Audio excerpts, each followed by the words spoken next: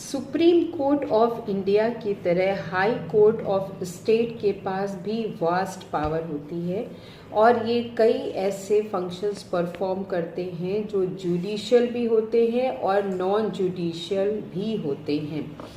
जुडिक्शन जो रिफ़र करती है वो फॉलोइंग पॉइंट्स के तहत होती है, जिसमें सबसे पहला जुडिक्शन आता है original jurisdiction. Original jurisdiction of the supreme court की तरह ही original jurisdiction of the high court है, जहाँ पे डायरेक्ट केसेस अपील किए जा सकते हैं हमारे हाई कोर्ट में। और ये जब फर्स्ट अपील होता है, जिसे कि हम ओरिजिनल जुडिक्शन कहते हैं, ये केसेस रिलेटेड होते हैं स्टेट रेवेन्यू से, पहला पॉइंट। और दूसरा पॉइंट है कि ये फंडामेंटल राइट्स और डिवोर्स से related cases, will say related cases और मैरिज से रिलेटेड केसेस भी डायरेक्ट लेता है ओरिजिनल जुडिक्शन के तहत।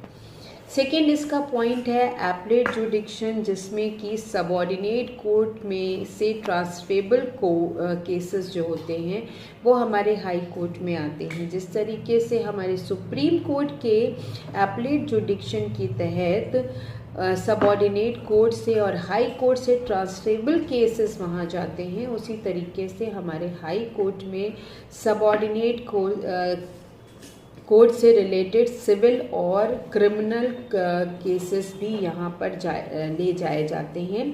ओनली 2 सिविल केसेस जिसमें कि डिसाइड होता है by the pretty courts under the जुडिक्शन of the high court concern can be brought to the high court or any other court by an appeal. Third thing is the custodians and the constitutional power of the judiction review.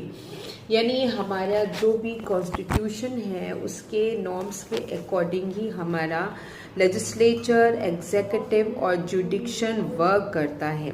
तो supreme court की तरह ही high court भी अपनी वो duty performs करती हैं जहाँ पर वो अपने कॉन्स्टिट्यूशनल राइट्स को अपहोल्ड करता है, जिसका मतलब होता है कि जुडिशियल रिव्यू देता है।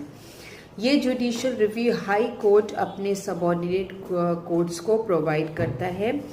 इट कैन बी कहा जाता है कि कॉन्स्टिट्यूशन में के दौरान अगर हाई कोर्ट में कोई भी फैसला ले लिया गया तो वो नल और वॉइड माना जाता है। उसके बाद guardian of the fundamental rights and the issuing of the writs, ये भी हमारे हाई कोर्ट का एक फंक्शन है।